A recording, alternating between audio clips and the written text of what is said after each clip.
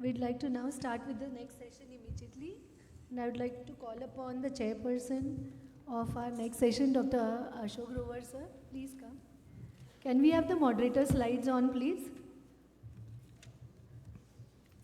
I'd like to also call upon Dr. Kim. He is the co-chairperson of our next session. Welcome you, sir. Please come. We are very fortunate to have such great chairperson and co-chairperson. They are the role models and they have been our teachers and our inspiration. So today's leadership development program is going to be really special and this session is going to be really special. Next slide. So we'll be starting with the talks right away. Dr. Kim sir will be starting with the first talk. It's on artificial intelligence and you.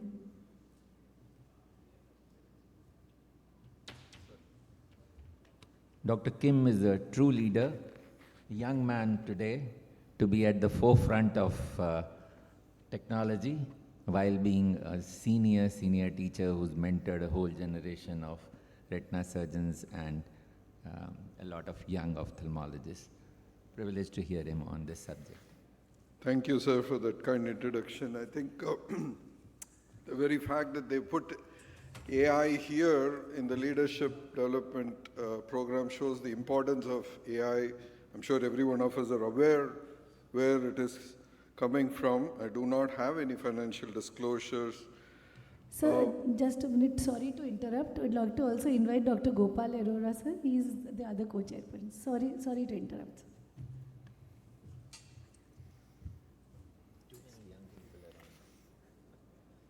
We are really in the midst of a transformation. I'm sure all of us are aware,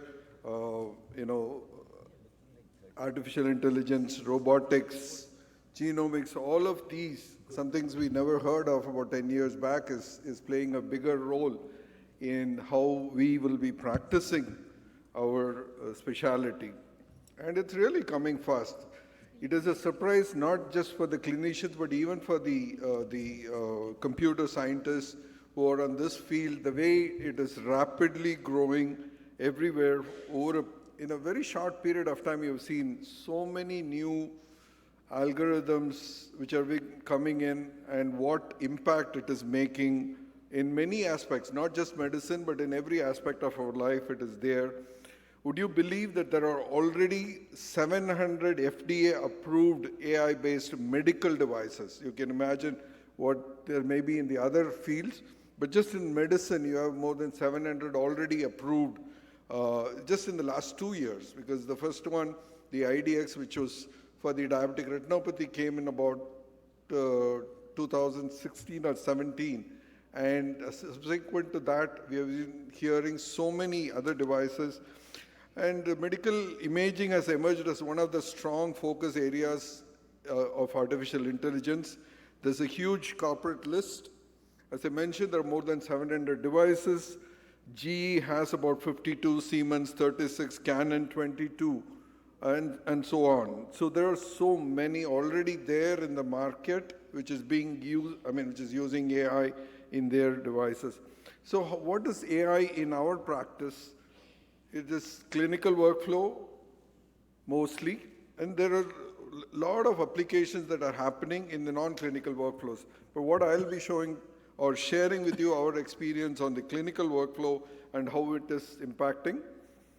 As I said, in the clinical practice, we do use it in the clinical side, like using the imaging and using our clinical data, but people are using it, the automation, for administrative than for direct patient care activities.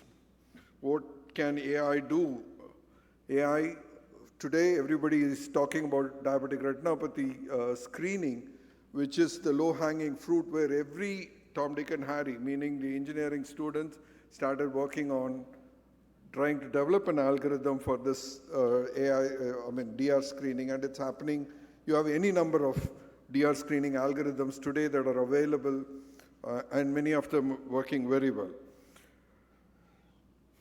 I'm sorry. So AI can help in screening a disease and helping in making a diagnosis. In some places in the management, let's see. We've been doing this telescreening for almost 20 years now, where we trained the diabetologist clinic technician to take photos, send it to the reading center where our retina specialist would read these images, generate a report, and send it back. But we realized there were challenges. It's a lot of time wasted for the retina specialist time, and having trained people to do the grading is important, is very difficult. The delay in grading over 2 to 3 hours, inconsistency in grading is a big challenge in this process. So we worked with Shankar Netralia, Rajiv Raman and myself had worked with the Google team to work on this, developing an algorithm. And today we have this algorithm, which, I'm sorry, this is supposed to be a video, which is, anyway, it's just simple thing is to, as soon as you take the picture, the algorithm will do the grading, and within a minute it shows you what type of grading of diabetic retinopathy that is there. So we did the validation test both at Shankar Netralia and at Arvind, and we have seen that it is much better than, or even better than a retina specialist, because one, it gives a very consistent grading, and it is able to pick up even those smaller microaneurysms which our human eyes do not see. We've been, since 2019, since it got CE certified, we've been using it in real time, and today, in fact, it's more than 700,000 eyes that have been screened for diabetic retinopathy across various centers at Arvind.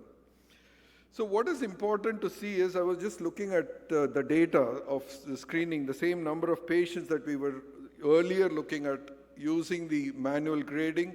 We had picked up about 1,090 patients for the 1 year period. Then I looked at the data in 2022, the number had gone to almost 8 times it had gone up. It's a huge, huge increase in the detection rate. Either we were missing those, which means this was able to pick up much faster, much better. Of course, we do a lot of back-end sampling and testing it, human grading, because our human mind doesn't usually accept easily whether the machine can do better than us. But surprisingly, it was doing better, and this is the number that has come up after this process. But we still have a long way to go in diabetes detection, imaging, and scaling. And now there are a lot of work going on in glaucoma, where a lot of people are working on finding glaucoma, diagnosing glaucoma, or screening glaucoma, I won't say diagnosing, and in the community, and then also for age-related macular degeneration. But what's also happening is to find if diabetic macular edema can be detected just using a fundus photo. So the work is in progress in this.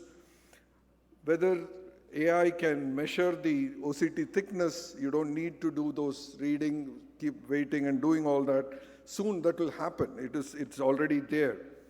But these are things that our human eyes can do. But what is it that human eyes cannot do and AI is able to do is something phenomenal. I'm sure every one of you have heard all these things. Predicting the risk of developing diabetic retinopathy in a patient who has not yet developed diabetic retinopathy, a diabetic patient, what are the chances he will develop diabetic retinopathy in the next 5 years? Now, this will be possible. Of course, these are all work in progress because it still needs a lot of data to ensure that this get validated, but we know that it's going to be there.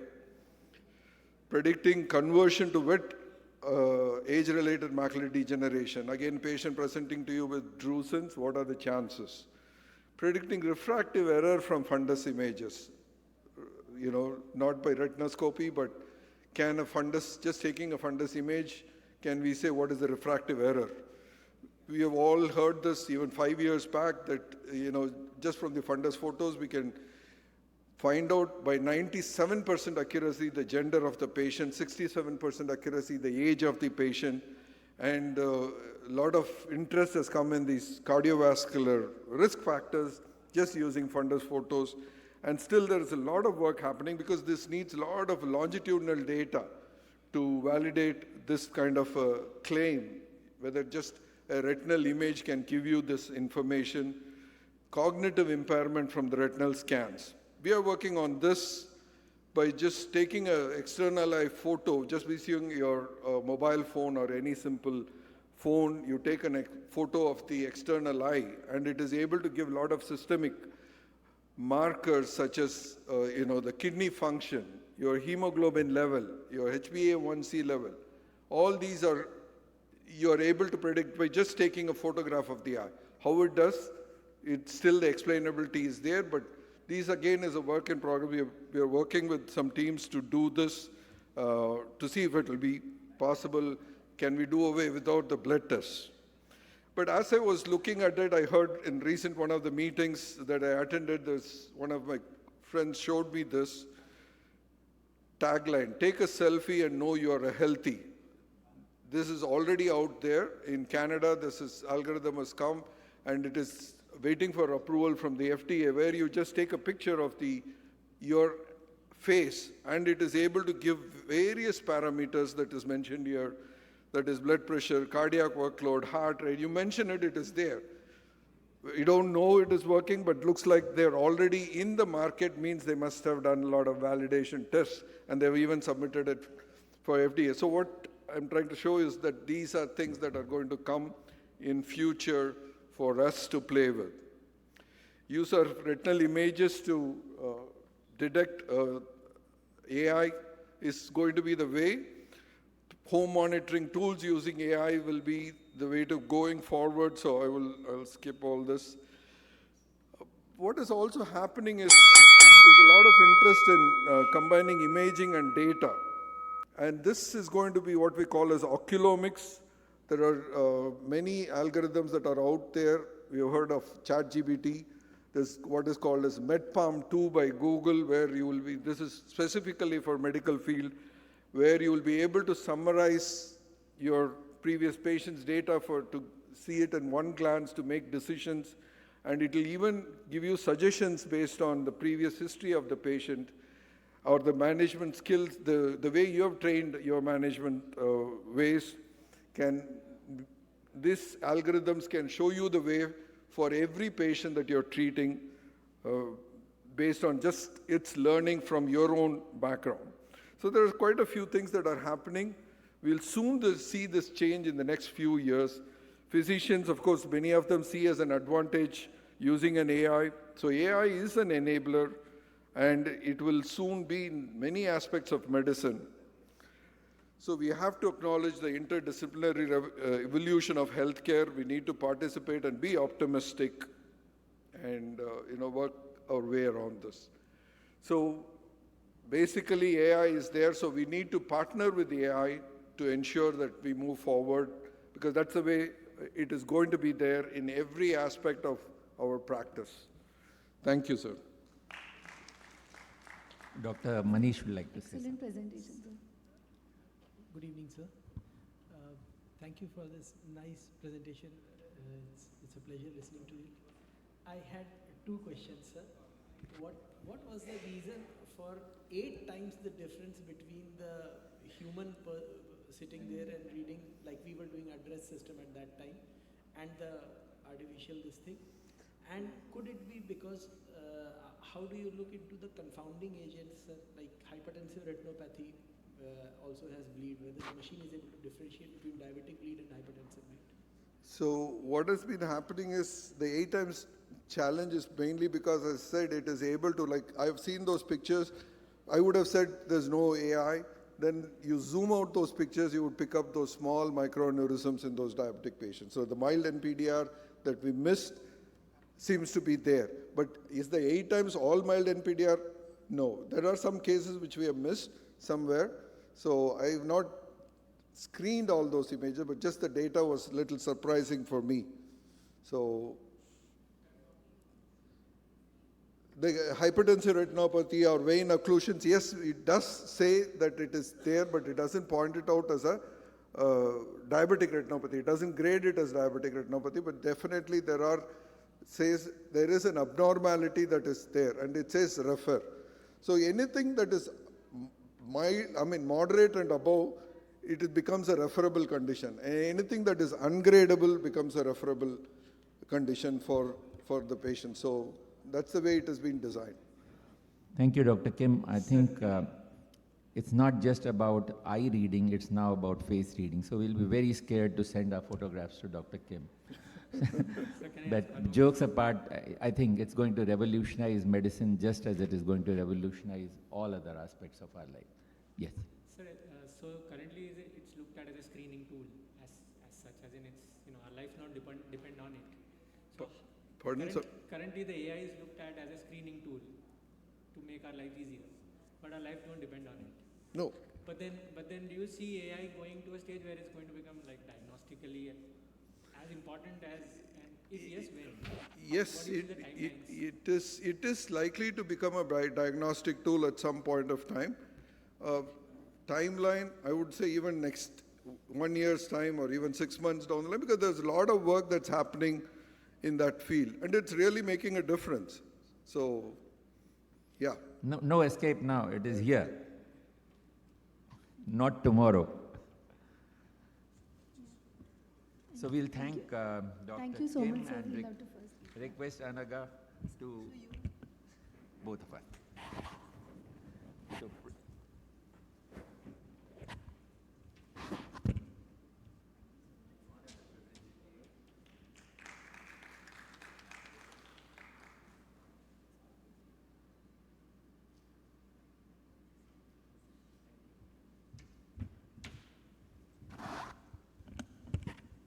Can we have the next slide, please? Yeah. We'd like to now call upon Dr. Santosh Unawar, sir, is not here. Are you presenting, Ms. So Vira? Rolika Bansal, who is going to be a mentor soon, will present on behalf of Dr. Santosh. She's doing her fellowship with Dr. Shields in US and is turning into a mentor and has been mentored by Dr. Santosh Unawar, so the right person to talk to us about mentoring on behalf of Dr. Santosh Unawar.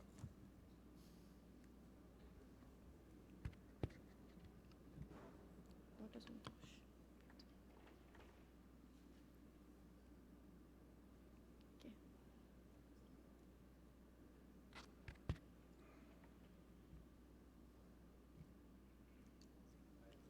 Yeah, it's there. You can switch it from there. No, no, no, no, no, no, no. Don't. It's fine. I'm showing there, no? That's why I'm checking it.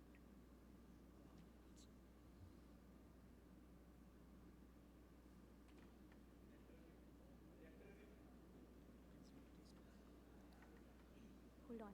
Can I do it? Yeah. Thank you. Can you switch it back? आपने जो किया था switch off कर दीजिए. Thank you. Hold on. What did you do? 1 second ago. Okay. Dr. Partha, sir, is in a meeting. Is anybody going to present on his behalf, just in case? Ask them what present. What AV do they team, do. what is the problem with the presentation? मैं बता रही हूँ कि मैं दूसरी जगह present करके आई हूँ. आ रहा है उधर दिखाओ. It's fine. Done? Hi. Done? Okay, yes. Sorry for the connection issue. Right. So I thank my mentor for giving me this opportunity to talk on his topic. So I'm definitely the wrong candidate here. So it's all about mentoring. And as I would like to highlight in my next slide, that I'm the Forever Fellow, and that explains the entire presentation. And the disclaimer is that the very fact that I'm speaking on this topic instead of my mentor partly explains the rest of my slides. And I have absolutely no financial interests, but I wish I did.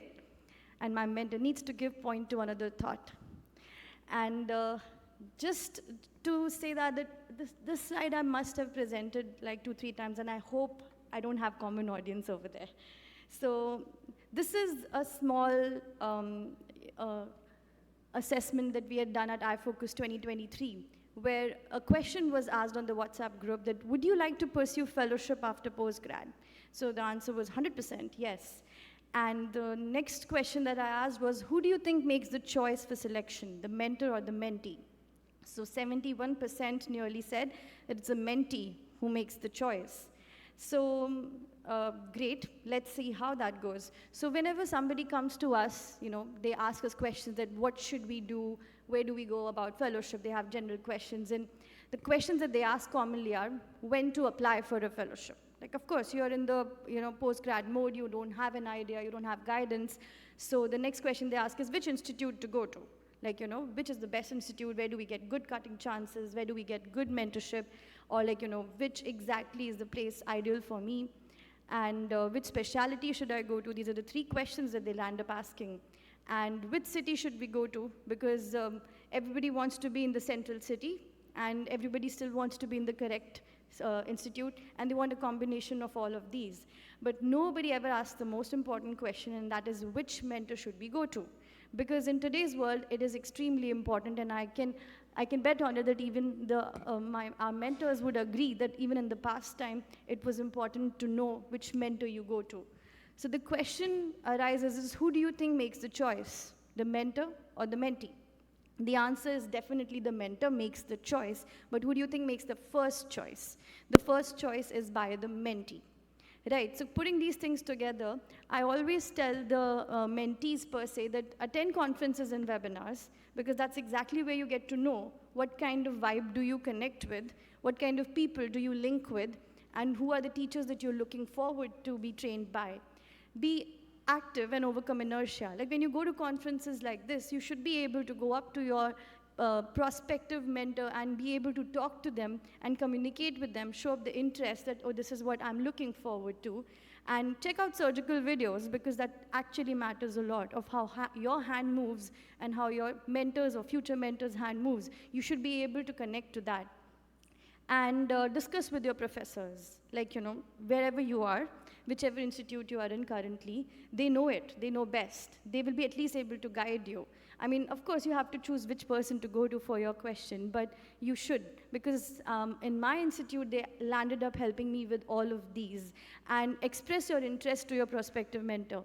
Go ahead, meet in 1 or 2 conferences and tell them that I am looking forward to it. And I bet I must have bugged Dr. Hunavar 5 to 6 times by, knock, knock, sir, I would like to come for the fellowship. And he said, you're in first year, why are you talking to me right now? And I just wanted to. So this is exactly what happened. So he told me in one of the conferences that you need to relax about your fellowship. In the December before the year that you're graduating, write to me and express your interest that you're really interested, because that's the way I will remember. I said, sure. So the 30th November is when I started writing my email, and this is exactly what popped up in my inbox when an editorial is when he wrote about mentoring is a serious business. And I could connect it, myself with that. And when I read through the paper, I could relate to it that yes, it is extremely important to have a connection with your mentor, because exactly whatever he wrote was exactly what the pointers that I was looking forward to. And these are the pointers that he highlighted as a mentor. Mentor motivates, empowers and encourages, nurtures self-confidence, and teaches by example, offers wise counsel, and raises the performance bar. These are the 6 characteristics that he highlighted in his paper, and this was my answer to him. And that is, mentee is the ideal person who masters the art that is taught by the mentor, and embraces the efforts and faith. You got to believe in what your mentor believes in you. It's very difficult, but yes, it's true. Never fail to observe. Even how their surgical hand moves in the OR, keep observing. Maybe, I used to stand right next to him in the OR, and my hands would keep moving at the back because I had to kind of simulate what he is doing in the surgery. And be thankful and loyal. It's something that you should remember, and you should never forget, because the time that they invest in you is very precious time from their side. And be eager to learn and evolve. You will realize that over the months you have changed. Over the months you have imbibed certain characteristics which nobody else can highlight but only you. Efficiency is always rewarded, even if you know it or not. It's actually true, and you realize it later. Things to remember about your mentor: the mentor chooses you for a reason. Now that you have made a choice, it's their turn to make a choice. They know how to maintain your focus. They polish you effortlessly, and it is a lot of time spent on their part. They teach you and they hone you selflessly. They're not your competition. They're not looking for competition in you, and they're afraid of you not recognizing your own potential. And my mentor was definitely scared of that, but I'm also amazed at why does he think that I can do something. They bring out the best in you while you're not even realizing it, and they expect you to excel always. I think even when I'm like at the max of my age, he will still be expecting me to do the best in whatever I do. And things to remember as a mentee, you should trust your mentor's instincts and be loyal. Observe very carefully. Be dedicated and disciplined. It's important to have your own time schedule. It's important to comply to your time schedule. Never get discouraged. Compete with self only. This is very, very important. It's all about one day at a time. You're your best competition. Whoever is doing whatever, it should not matter. People must be winning awards. People must not be winning awards. People must be excelling. They must be earning a lot. Who cares? It's all about what you can do, and you're an individual. Don't judge your mentor. It's not your place. They have enough of their own mentors to judge them. It's not your place to judge your mentor. Be creative and speak up, and remember the lessons always, and be generous to pass them on. If somebody has taught you something, it's duly your responsibility to go forward and teach it, because that makes the contribution higher. When you and your mentor come together, the contribution increases. And Nasser et al. Have highlighted very beautifully and neatly in their paper that a successful mentor has these combinations and the successful mentee has those combinations. So it's important to identify your mentor, have clear career goals, set expectations, you drive the relationship, and be productive. The first question that my mentor had asked me when I joined my fellowship was, what are your 10 goals? Write them down on the paper, and by the end of the fellowship, figure it out whether you achieved it or not. I did that. I don't think I achieved any, but my 10 pointers are still with me. Then you must remember your mentor's pattern, their comfort zone, their work, their patience, their staff, rules, principles, skills. They're all specific to your mentor. You have gone to a place to work. It's not about what you can do. It's about what they need to be done. That is something that a mentee really needs to remember. It's not, you're like an adult, you're already formed. When you go there, you might be having your own thought processes. None of it is relevant. What's important is what your mentor needs you to do and execute it the same way how it's to be done, even when you don't agree with it. And remember the phases of your mentor. I consider this as the funny part of the presentation, but it's important. I call it the phases of the mentor. It's important to recognize important to recognize these phases. This is the phase that my mentor has when he's teaching me. Like, he is absolutely focused and skilled, and I'm just wondering that what is coming up next. This is the part when he's making my surgical moves more precise. This is the part when he knows I'm about to make a mistake, and now the mistake is done. And this is the part when he says, I told you so. You never listen to me. And this is, of course, the kickboxing that comes afterwards and goes on. And this is the part which is the most angry phase, which I have seen a lot. So I don't know about you and your mentors, but this is the part which is the most often seen by me. And this is the part which they are in their own peace mode, and you're not supposed to disturb them because every mentor needs that. I never understood that peace mode, and I would disturb him exactly like that. And this is the part which, when you have accomplished the goals that they had for you, that's the phase that this correlates with. And this is the inner peace mode they achieve when you get your goals set up according to them. And I've never seen that phase, and I know for a fact that I've seen that phase of his for the other fellows, because he actually believes that he is in inner peace mode when they achieved what they wanted to. And of course, you will get the extended world of your mentors, and I'm happy and proud to have all of these mentors in my life, and be thankful to your co-mentees. They play a very important role, and they teach you more than you can imagine, and sometimes even you become a mentor to some of them. It's funny, but it's true. So behind every great leader, at the base, every great tale of success, you will find an indispensable circle of trusted advisors, mentors, and colleagues. Close your eyes for a moment, which is the first person you think of who you can correlate with this particular presentation as your mentor. That's the right flavor of your mentor, your M&M.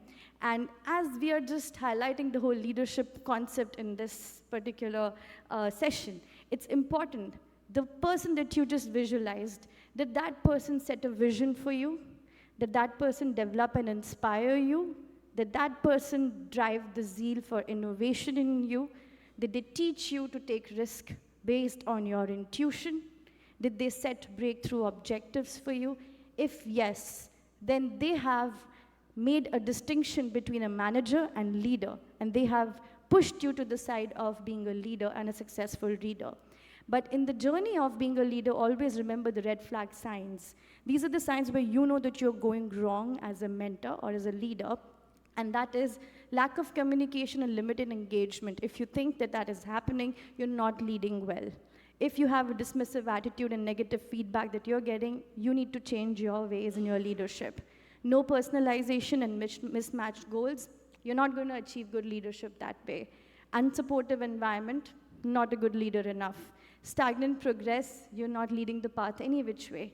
So what I would say is that embracing mentorship not only amplifies your leadership journey, but creates a lasting legacy through the ripple effect of empowering future leaders. So be great mentors, be great leaders, and I'm speaking on behalf of my mentor. Thank you.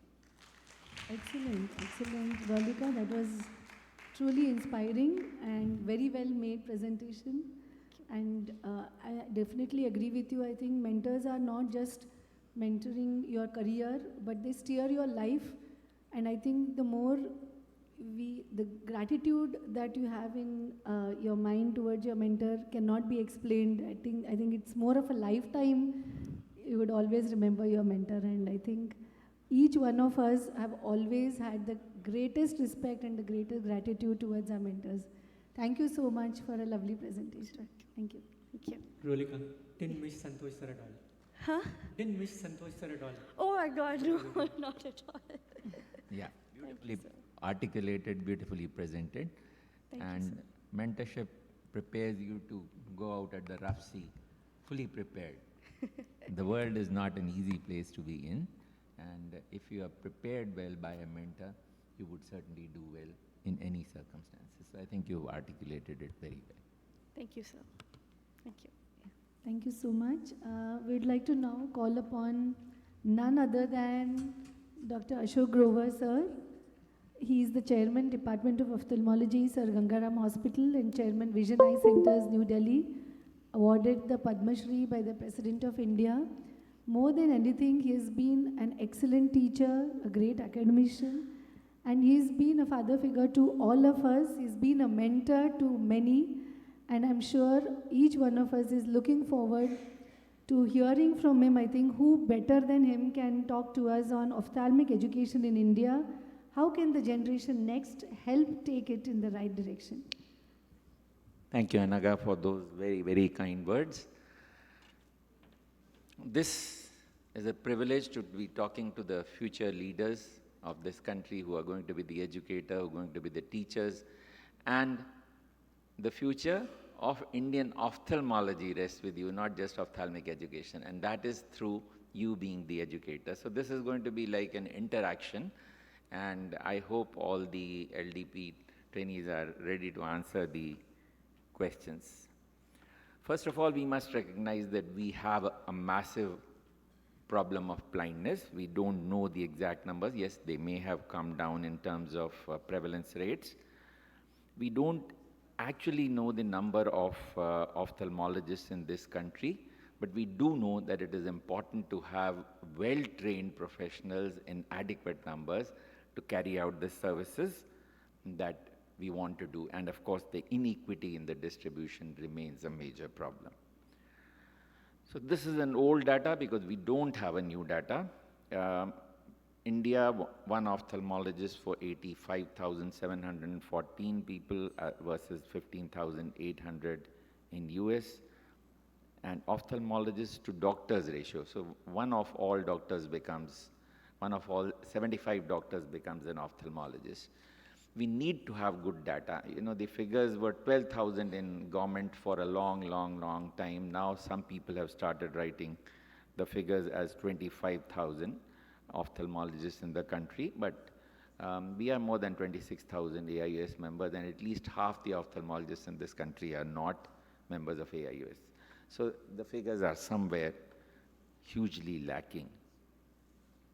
So is the residency training in India ready to take on the task of providing the required quality manpower to meet our challenges? Let's look at what kind of training we have, what are the numbers, and what is the quality. So updated on 24th November, medical colleges 706, MBBS seats 108,000, 109,000, this many number of government, private colleges, and so on and so forth.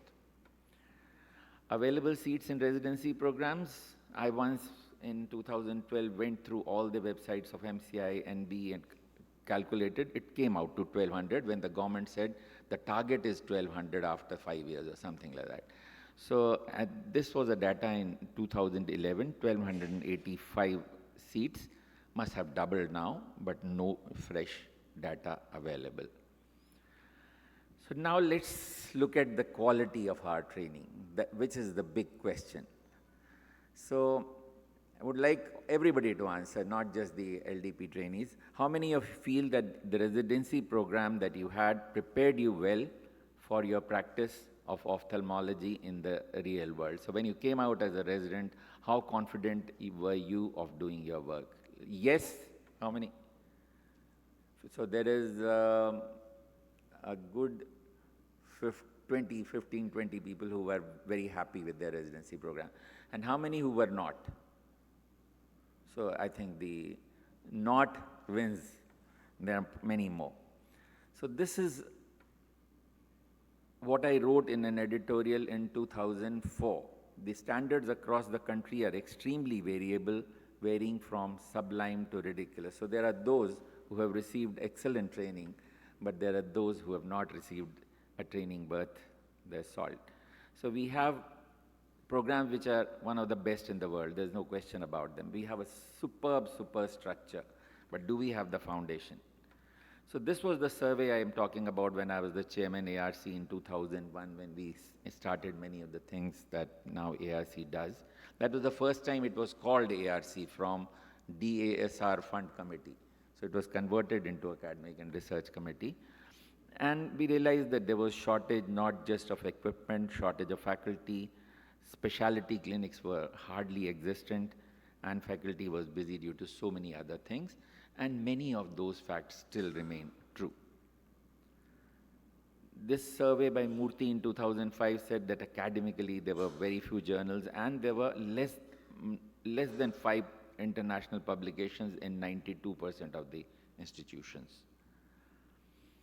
So did the interventions, there were some interventions that were carried out, did they help in improving the standards? So this was a study by Ravi Thomas and his team. They studied the standards of residency training 8 years apart in the same institution after providing medical instrumentation and training, and they found there had been no significant improvement. So it's not just the equipment, it's not just the resources, it's a lot more motivation, a lot more human inner drive that is needed. So there were a lot of other surveys, Gogate et al., Ajay et al., who said that there is a big gap of what the residents expect and what they are getting. So now let's look at the surgical part of it. How many of you felt that your hands-on exposure for surgery was adequate? Now there are laid down standards in terms of numbers by US, we also did that as a part of the national curriculum where we have defined each number of surgery, and we collected the data on behalf of Ophthalmology Foundation, which is now the education wing, which was earlier in ICO, now functioning separately, and we collected data from world over. There are figures, but it is the satisfaction that you have which matters. How many of you felt satisfied with your surgical exposure at the end of your training in terms of hands-on training? Yes. Again, a good number, about 15 people, yes. And no, again, hands down, no wins. So that's a major point of dissatisfaction. This study, again from South India in 2015, said that nearly half had no wet lab training. More than 50% residents had not done ECC, phacoemulsification, so on and so forth. 40% residents were dissatisfied with their surgical training. Now, this, not many of you, I mean, the recent ones may not be able to answer, but there are many experienced hands. How many of you feel that there has been an improvement over a decade? And it has been a really monumental one. Okay, so there is a, and how many of you feel that it is not improving?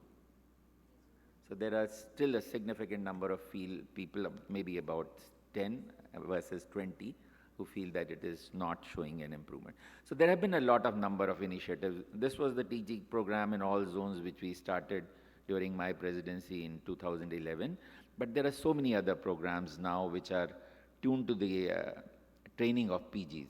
And iFocus is one of them, Santosha's program and many others, which I think have at least made the awareness of every person who's in any medical college about how the teaching should be. And what is it to aspire to. The teachers also know that there is a higher standard to be aspired to, which has made a difference. But then there are studies which show that there is a difference, but there still remain a number of shortcomings. This study in 2018 by Biswas et al. Showed that 21st century trained ophthalmologists still lack a lot in India. So we need to do a lot of things. Improve all that we said was short, but an up-to-date and responsive curriculum tailored to national needs was a very important need. So this is where we would like the new leaders and the new generation to come up. You are the future of Indian ophthalmology and the next generation teachers. So what is the structure available to you for you to do? What can you do? How can you act? And what can you do? I think there are a couple of things that I'll outline, and then we will talk about what we have now. So one is that I feel the basis of quality residency training is existence of good subspecialty services, and therefore subspecialty teaching, which can only orient you to become good trainers for the residency program to practice evidence-based medicine. And now we have a model where we have a national residency and a national subspecialty curriculum, which you must try and bring about, implement it. So let's see what happened. So I wrote this editorial in 2008. We said we are lacking so many places. And then in 2011, we could do a national workshop for developing a curriculum for ophthalmology residency training. And in 2016 and 2022, we could develop subspecialty curricula. So this was a consensus document where we involved all the major colleges, all the major institutions of the country, and it was sent to all the faculty, all the residents, and took their feedback. And this we published as the national curriculum in 2018 when Santosh was the editor. And these were the subspecialty curricula that we devised, listing out all aspects of subspecialty training as well. So curriculum is not just, and what Oxford Dictionary says, the subjects included, but it is a planned educational experience, and this is what the national curriculum has tried to do, which has been vetted by a number of experts all over the country. So it has identified all the core competencies that are needed, what are the requirements of teaching faculty, infrastructure, bed strength, faculty requirements, these have all been defined. Curriculum content has been laid down over several hundred pages. Teaching learning methods are outlined. Minimum requirements of diagnostic and therapeutic procedures have been defined individually, that each surgery, this much the resident should do at the end of his training, these diagnostic procedures, these numbers they should do, and the assessment tools have all been identified in this. And core competencies, patient care, knowledge, practice, evidence-based learning, communication skills, professionalism, system-based practice, practice management, hospital management, financial management, all these have been laid down. We must remember what John Dewey said, if we teach today's students as we taught yesterday's, we rob them of tomorrow. So remember to update your teaching skills. So we laid down all this basic investigation numbers, number of cataract surgeries needed, educational resources, structure for assessment. Assessment tools were all available from ICU. We Indianized them, modified them to make them useful. But the crux remains whether you will implement it or not. It will need to be re-evaluated and revised from time to time. But please do not let it happen to your students what you feel happened to you. You were dissatisfied with your training. Ensure adequate clinical exposure, clinical teaching to the generation next, and ensure adequate surgical exposure. Please do that. If you do that, you would have done a great service to Indian ophthalmology and Indian evidence-based medicine. Ensure that you are the real torchbearers of the generation that follows. Remember, it's not just what you learn in the medical college, but train them to be learners all their lives, because that is what is going to make them a real good ophthalmologists. So knowledge today is available to you on your fingertips, Google and then AI. So knowledge is not important. How you train them to act, skills that you impart, the thought processes that you impart is important. Learning facts is not important. Education is what survives when what you learned has been forgotten. I'm forgetting the time bells. So wisdom is not what you learn in school, but you have to make a conscious effort to acquire it, and what survives from your learning process. Remember these. But as was stressed earlier, make sure you become a good human being. Without that, any wisdom, any education is not worthwhile. Thank you. Thank you very much. Sorry for being Well, late. thank you, Dr. Grover. An excellent talk as always. And if I have to describe this gentleman in 4 words, it's going to be a good administrator, a successful leader, a academician par excellence, and a very good surgeon. Thank you so much, sir. Thank you so much, sir. I'd like to ask Dr. Gopal Arora, sir, to give Dr. Ashok Grover, sir, this.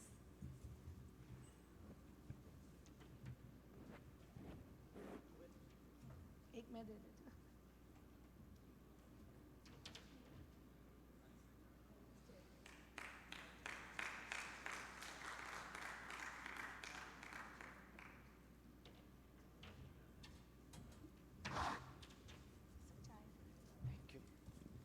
So we'll move on to the debate session. We have Dr. Purvasha Narang and Dr. Dinesh Ray both here. Yeah. Let's have the next slide for the debates.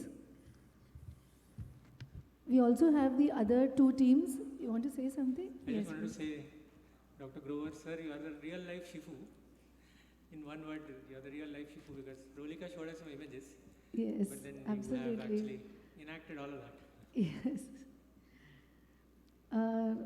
We also have Dr. Rohan, Dr. Swapnil, okay, and Dr. Manjushri and Dr. Sayantan. Yes, fine. So we'll start with the first debate. Dr. Purvasha Narang, she's the Associate Professor, Department of Ophthalmology from AIIMS Nagpur. Next slide. Next slide, please. And Dr. Dinesh Ray is Senior Residency in Orbit and Oculoplasty at RP Center AIIMS. So we'll be speaking on leaders should work from the heart or leaders should work with the head. Right. Please start. Slides, yes. So a very good afternoon to all. How many of us feel that this fantastic leadership development program has been possible due to the great efforts of our leaders who have actually worked from the heart? Thank you so much. So that there is my point rested, and there's no point further in this debate. But just for the sake of formality, let's get on with it. I would like to thank Dr. Prashant sir and Shilpi for putting me on this side of the debate. So all of us want to be those great leaders like Swami Vivekanand, APJ Abdul Kalam, Sudha Murthy, Mother Teresa and all, who compel people to follow them. And what lies at the secret of their leadership is the heart-first leadership. So in a nutshell, what does it mean? It means being more human as you lead, and to understand that nothing great can be done without building up of genuine relationships, trust, and support from your team members. So is it just a philosophy? No, it is a proven thing, evidence from research which has been carried out by interviewing more than 100 CEOs and directors all over the world, where they found future leaders must be radically human, focusing on leading with authenticity, humanity, and heart. They have found that the ones with the heartful leaders were better able to navigate the demands at work. There was decreased employee turnover and more higher performing teams as well as more profitable businesses overall led by these heartful leaders. So, of course, leaders have to be knowledgeable and be competent. They have to set up their goals, strategize, create budgets, hold their teams responsible and accountable. But a leader who uses only his brain might appear uncaring and might miss out on the distinctive features or capabilities that each team member might have to offer. And in a field where precision and technical expertise is paramount, it might even seem counterintuitive to prioritize the heart over the brain. But as we have seen, the challenges that have been brought about by the pandemic era, the conventional myths of a conventional leader have been shattered. And it's not necessary to have a leader with all the answers and have a strong face no matter what challenges are thrown their way. But there was more power to leaders who were authentic and were open to sharing their ideas and asking for help from others where it mattered most. So that also gave a deeper sense of satisfaction and appreciation amongst their team members and led to fostering of deeper bonds. As ophthalmologists, what does it have in store for us? We have to have patient-centric care, listen to our patients with compassion and allay their fears, be responsive to our team members, be of use to the needy, and also make ethical decisions, along with bringing the moral compass in the profession. We have to foster multidisciplinary collaborations for bringing out the best in eye care, as well as being great in investing in the professional and personal development of your staff, as well as mentoring our juniors, which has been alluded to beautifully by Rolika. So it might not come naturally to all, but the good news is that it can be learned and practiced, and it is so worth it. Of course, there'll be challenges, and I think my worthy opponent would be bringing those up very shortly. But all said and done, leading from the heart with authenticity, empathy, and being true to yourself and to your team is going to be the global way forward. And now, as this is a friendly debate, I won't mind if Dr. Dinesh Shray now takes it up and tells us to lead from the mind, because ultimately the Shray will go to his heart. Thank you. Good afternoon, everyone. I'll be talking on leader should work with head. AV team, can we have his presentation, please? Yeah. Yeah.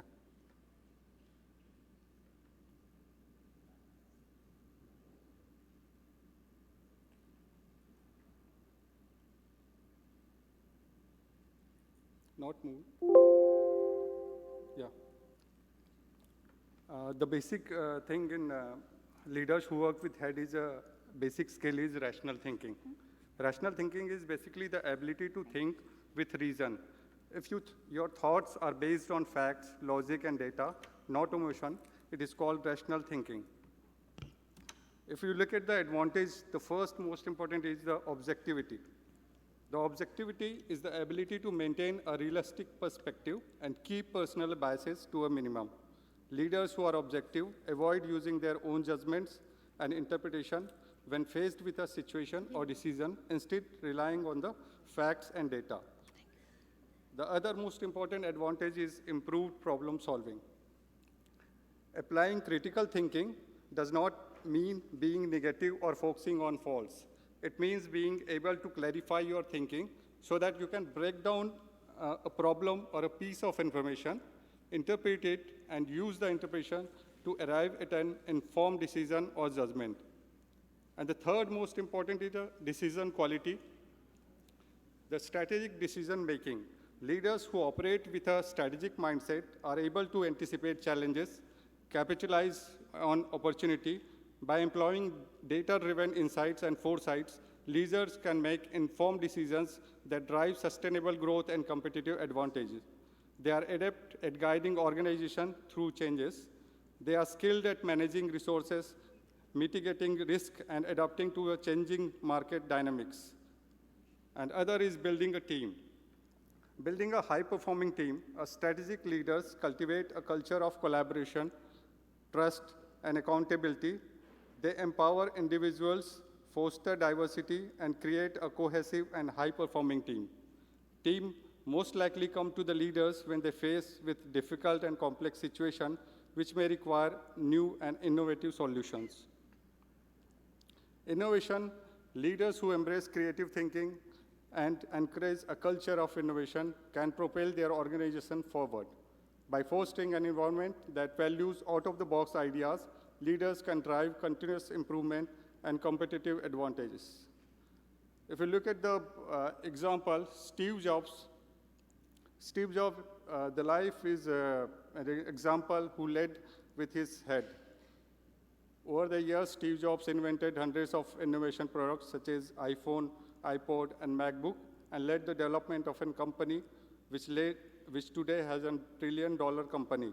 And Steve Jobs is known to have very high cognitive ability, able to solve most of the problem which Apple faced, and he had a clear vision, knew exactly the steps which he needed to take to achieve his goals. Steve Jobs led with his head. Thank you. Yeah. Thank you, both of you. I think you need to have the right balance between the head and the heart. Yes. Depends on each situation, because leadership is not just about treating your patients, it's also about handling your staff and so many other things. Sir, your inputs. Let's have a vote. Choose one only. You can't choose both. So those who will choose head and those who will choose heart. Heart wins hearts down, hands down. So I think all the 10 to females 1. are going for the heart. So heart is, my concluding slide was that head take alone, back my head words. alone can do nothing, and you have to have the humanistic or the heart approach, You need to- and especially in a medical profession where you're dealing with human beings. But yes, head must do its job. Thank you so much. Each of you, please collect your certificates from Dr. Grover, sir. In the meantime, can we have the next two set of debaters, Dr. Rohan Chariwala and Dr. Swapnil. They would be speaking on community ophthalmology and private practice competing with each other or are mutually exclusive.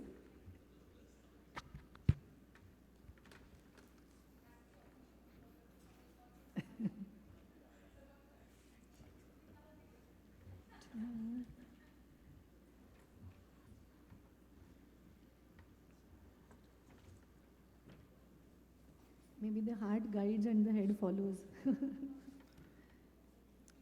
Namaste, August Assembly and respected Chair. I thank AIOS, ARC for giving me this opportunity to take part in the debate. I'll be speaking in favor of the debate topic, that is community ophthalmology and private practice complement each other. So, community ophthalmology was described in older eras as medicine promoting eye health and blindness prevention through programs utilizing methodologies of public health, community medicine, and ophthalmology.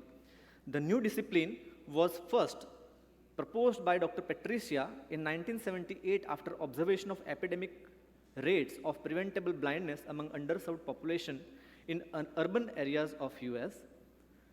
Public health or community ophthalmology, alternately they are called as community ophthalmology, public health ophthalmology, preventive ophthalmology, and it deals with the preventive, promotive, curative, and rehabilitative aspect. The failure of the private or hospital-based eye care to provide preventive services for at-risk population as evidenced by the high rates of blindness due to preventable causes. Moreover, the government institutional-based public health facilities were not equipped to prevent or treat the at-risk population because the system-wide infrastructure lacked the personnel capable of delivery of services. The transition of medical education in institutions to the era of community medical practice started from 1960. Alma Ata Declaration of Health for All by 2000 has specifically turned into Vision 2020 Right to Sight in 2000 at the dawn of 2020, we have reframed our agenda to universal healthcare.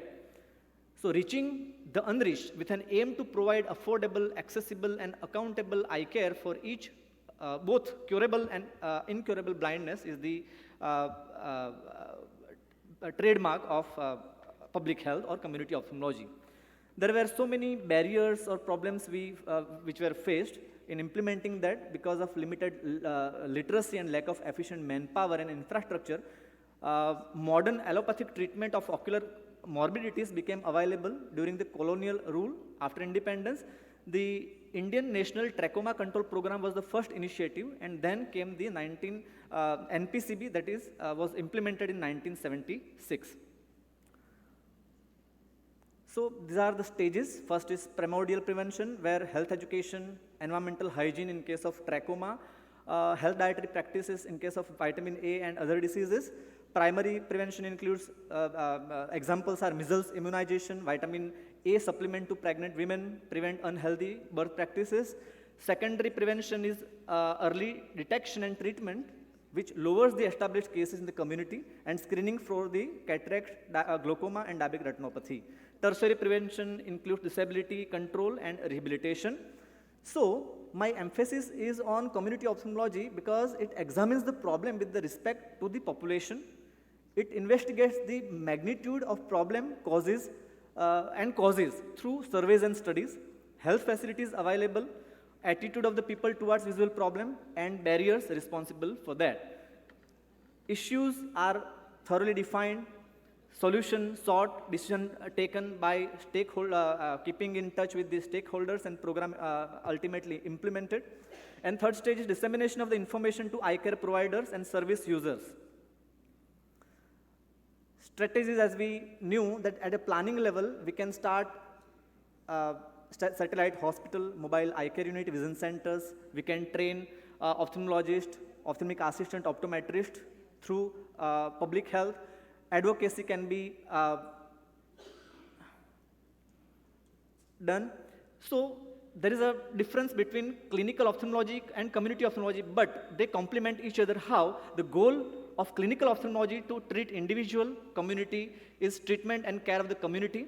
Preventive approach, health education, and everything. Target here is single patient. In community ophthalmology, target is population or community as a whole.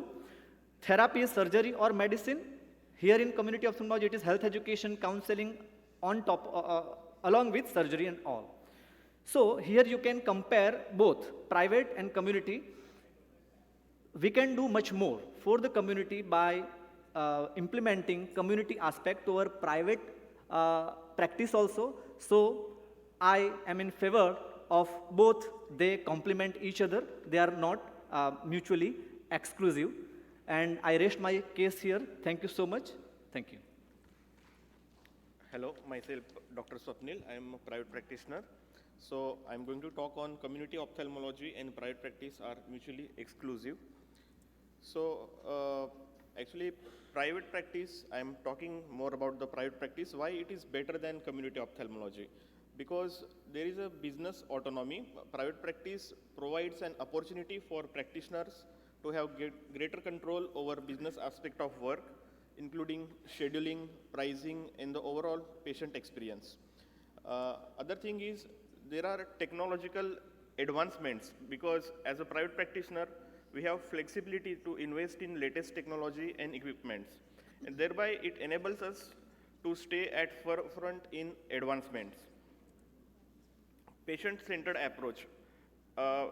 As a private practitioner, we have ample of time to have a personalized approach to patient care, and we can give individualized attention for each and every patient. Thereby, the quality of treatment is much better. Financial independence. Private practice leads to financial independence by potential for higher earnings, and ophthalmologists have freedom to set their free structure. Balancing work-life. As a private practitioner, we can select the number of patients and the number of patients, number of surgeries, and the time planning we can easily do. And by that, there is we have ample time for our hobbies, family, and it is like work satisfaction also. So this is good in private practice. On the other hand, there are challenges in community ophthalmology because community ophthalmology is mostly done in the peripheral areas or rural areas. So there is limited access to eye care services because in remote areas and underserved areas to provide the facility is difficult. We may not get the professionals, ophthalmologists and other staff as well. Awareness and education. There is less awareness about the preventable conditions in peripheral areas, and for that we may need to educate the society so that more patients may get the benefit. Infrastructure and resources. In remote areas, it is very difficult to start a community center because of the infrastructure, the road conditions, and the resources which may need. Financial barriers, because community may not afford the quality eye care at the peripheral places. Prevalence of preventable blindness. There is a lot of preventable conditions like cataract and refractive errors which are prevalent in certain communities. Infrastructure and surgical interventions. Infrastructure for cataract surgeries or any other surgeries, say retina surgeries, is difficult in peripheral centers. Getting well-trained ophthalmic personnel like ophthalmologists, optometrists, ophthalmic nurses is also difficult. Thank you. Thank you so much. I'd like to ask Dr. Gopal Arora to just give his inputs. Well, thank you, Dr. Rohan and Dr. Swapnil. Both of you have put your points very well. If I have to answer this question, I have to go back to the earlier debate of whether leaders should have or doctors should have work with head or heart. But frankly speaking, if I have to generalize a statement, I would put it like if a private practitioner's curriculum include community ophthalmology as one of the part, that will be a good service to the society. Yeah. Thank you, both of you. Both have their contexts, and national requirements may require that you fulfill both roles. I mean, both roles are essential for a nation like ours. So, any comments from the audience? One comment on, I think this is an important aspect, private practice and community service. One comment from the audience. Yes, we need to give back to the society also. Yes. So, what I believe, so I'm a very young practitioner as well, but from the small experience of practice I started, I realized without the social ophthalmology, it is even difficult to run your private practice if you are starting up. If you have an established big practice, maybe it doesn't make a big difference. And in the part where I come from, maybe Andhra Pradesh, where we have a lot of government schemes which endorses for cataract. So it is funded, the government funds cataract surgeries, phacoemulsification basically. So it makes our life easier as a young practitioner. So as part of developing your reach to people, also community service may be needed, but at the same time, it is our obligation to the community in a country where a large segment of population is still underserved, that probably that must coexist with the best of services in private sector and government sector also at the same time. Community service will remain a need. So let's go on to the next. Thank you so much, sir. Before I call upon the next two individuals, I would like to ask Dr. Gopal Arora to please present them the certificates. So Dr. Manjushri Bhate and Dr. Sayantan Ghosh, please come for your debate. Dr. Manjushri would be speaking on science and research makes an individual practice wholesome versus leave science and research to the institutions. He's not there? Okay. This is the last debate. Both are not there? And then. Yeah, you can present your side of the story. And if you want, you can present the other side as well. Yeah. Anybody would want to just extempore, say anything? Or sir, you can give A very good afternoon, my seniors and my colleagues. I'm going to present on leave science and research to the institutions. I do not have any financial interest. So this is a topic I like most. Why? Because I have been associated with many institutions. So I have done my MBBS from Medical College, I have done my DO and MS from the same institute, and I am rightly associated with IIT Indore and Hyderabad, as well as I am also working with IIT Mumbai. So what is science? It's facts proven by evidence, and corollaries that come through that process is science, basically. And what is research? It is a method for proving a phenomena that is almost repeated multiple times, almost, every term is important, almost repeated multiple times with or without alteration of one or multiple factors. That is research. So science and research are basically two sides of the same coin. One proves the another. Why it is important? Because this research actually involves many things, like phenomenon. What is the thing that we are researching? Second, we have to design an experiment. Third, we need to observe. Fourth, we need to analyze. Third, we need to infer. And lastly, a team is needed, not a person, to do above works. So research is just not simply a research. These all things and all bits and bits have to come under this research. So coming straight to the point, why institution is perfectly suited for research and why not individual? I'm not coming to the point science. Look, science can come to individual and institution. Now, the practice of science, what is better, collective or individual? Yes, definitely collective, not individual. Why institution is better for research? Because research institution, the basic definition comes under the NEP, National Education Policy, and Education Ministry wants that particular thing in their policies. Think of an interdisciplinary research. Is it possible for a single person to do an interdisciplinary research? Dedicated and accredited laboratory. Most of the granting funds want a dedicated and accredited laboratory. And you need to have a student and teacher ecosystem to have a very good research scenario. Funding clarity has to be there. Look, research is just not a research. It is a lifelong procedure. A research, simply making a drug molecule takes at least 3 to 4 years, probably a minimum. It's 10 years, in fact. So a huge funding has to be sustained throughout that. A single person cannot sustain that unless and until he is your mask or something like that. So the funding clarity has to be there for the funding institutes, the granting institutes. So no individual funding is usually allowed. Institution-based fundings are usually allowed. And multiple checks are allowed. When multiple checks is required, the last point, the original article.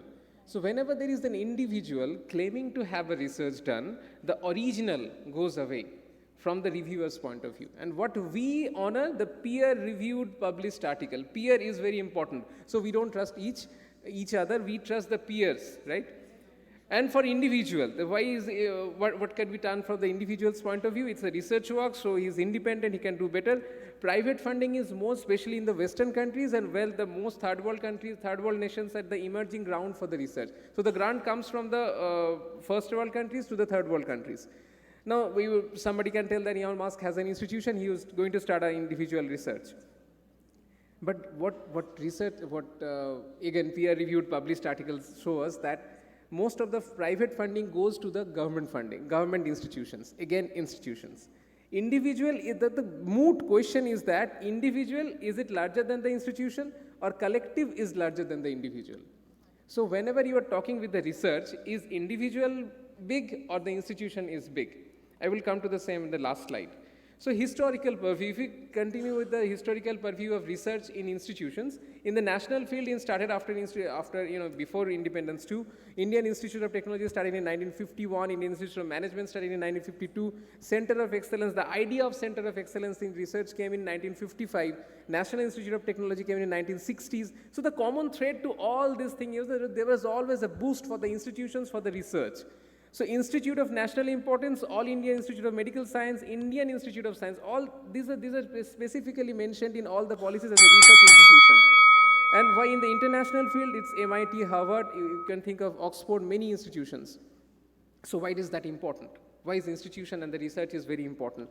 Look at the results. So the faculty research impact for MIT. These are the research I could find out. So for a single year, they have publications cited in top 25% journals in 77%.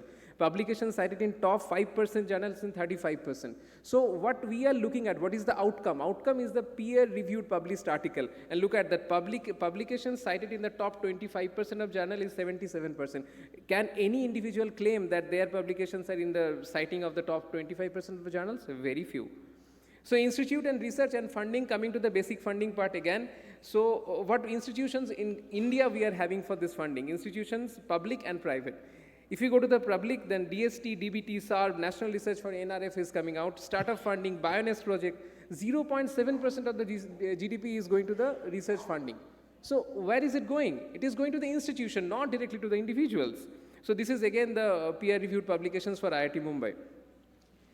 Again, the last one, the collaboration and the credibility. Collaboration goes up whenever you are working in an institution. Take up a single grant for Royal Society of Physicians. They have a grant of 65,000 sterling pound.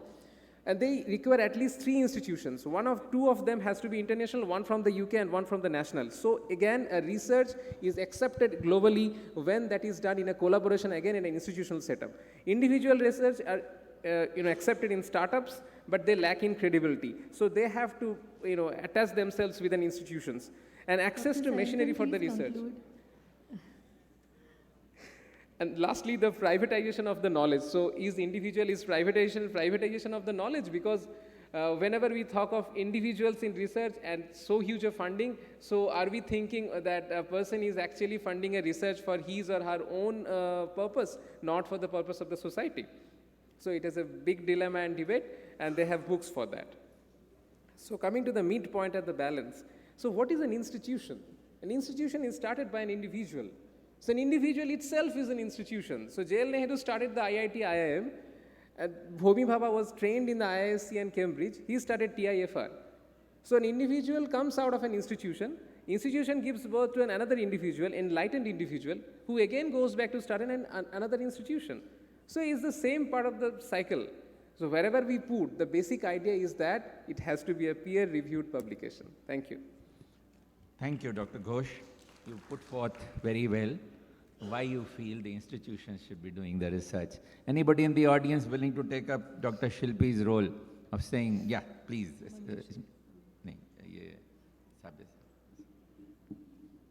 So I don't know whether I'm qualified enough now, but because I haven't done my homework. However, a couple of points. One is, doing research and getting a peer-reviewed publication doesn't need funding, but it needs a scientist's cap. I'll give you an example where somebody was analyzing their data on trabeculectomies over the last 5 years, and I noticed in their data set that your suture lysis is too high. And then on talking, I asked the surgeon, and she said, "Oh, maybe I tie the sutures too tight. I'm too worried about hypotony." And her failure rates was far beyond any other published literature. So she went back and she started suturing lightly, and her results have improved dramatically.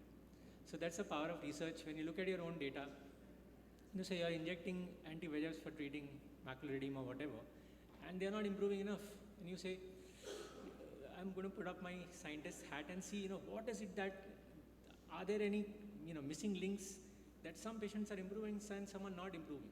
What is the common link which is making them not improve? So these are all research questions, right? And this can be easily done in a small clinic setting. You don't need huge number of patients, but you need a scientist's cap. So I think, talking about research and funding, and so I have, I have been on some of the, ICMR committees which look at, protocol submissions, and believe me, 2 crores of funding in ICMR has gone waste because there are no submissions. You and me are not submitting. So then, so I have been on the research committee of the Hong Kong government, and in 2017 I looked at a project which was looking at a special spectacles for controlling myopia. Today we call them DIMS. And in 2017 I saw that protocol. That protocol had a funding of 4 crores from the Hong Kong government. One protocol. And the applying optometrist, not even ophthalmologist, is a private practitioner in Hong Kong. Imagine. DIMS glasses started from a private practice in Hong Kong. So yes, so madam knows her, but I'm not going to take names. So what can one individual do? It's like what one individual can't do. So overall, I think the take-home message is doing research is putting in on your scientist hat and asking questions every day, one question every day which is unanswered. So even if you get 50 questions in a year and you pursue 5 of them, you still get, you still get a lot of answers, which helps not only you but the whole population at large. So, so try Great reply. wearing your scientist So hat. I think you should stay up. You must at least, having done that, give yourself a one-line introduction to the audience. Everybody knows. Your introduction. So I'm Dr. Sabyasachi Sengupta. I'm a veterinary surgeon in Mumbai. I was the associate editor for IGO for the past 6 years, and I've seen huge number of papers. And what do you do for research? And so I also have, my own, you can call it a company now. So it's called Sengupta Research Academy, and I teach people how to do research and how to analyze data, and also I help people write papers. So just the right person to give you an answer. A big- So big- what he says is that having a scientific mindset is important, and that is going to help you develop even in your practice, even in your clinical results, if you retain that scientific mindset of asking yourself questions and trying to answer them in a scientific way. So I think that scientific bend of mind is critical to your development, and an individual is the core to developing any institution. And as you yourself said, individuals became institutions because of their qualities. So an individual doing something can make a huge difference. Yes. Yeah. Yes, sir. Yes, very well said by sir.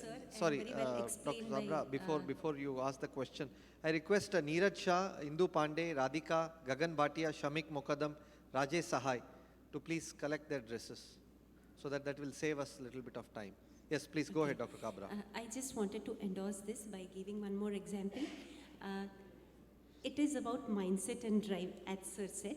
An individual can change the world.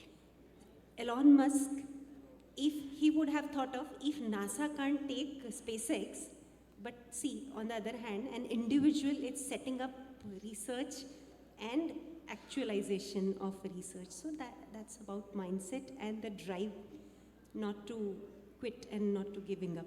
So individual So your is internal equally drive important. has to be there. Yeah. Yes. Thank you very much. Thank you, my co-chairpersons. Thank you. Thank you so much, sir, Dr. Grover, sir, and Dr. Gopal Arora.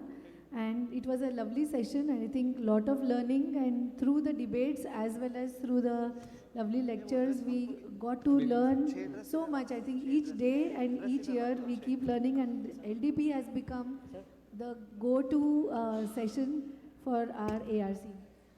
Dr. Saintan, please collect your certificate. And we welcome our past chairman, RC, ARC, Dr. Natarajan, who is not listening to me, Dr. Chitra, Dr. Satyajit, and the current members, all of you for being here. Now we hand over to you. Yeah, I request the ARC members also please wear the dresses. Invite Dr. Natarajan sir and Dr. Chitra ma'am onto the stage for the next session for the graduation ceremony. No. Chitra madam. Dr. Chitra Ramamurthy. You have to wear this. Why? The person who gives and person who takes also should wear this. Hey, wait. I request Dr. Grover sir also to please stay. Mera de do bhai. Dr. Grover sir.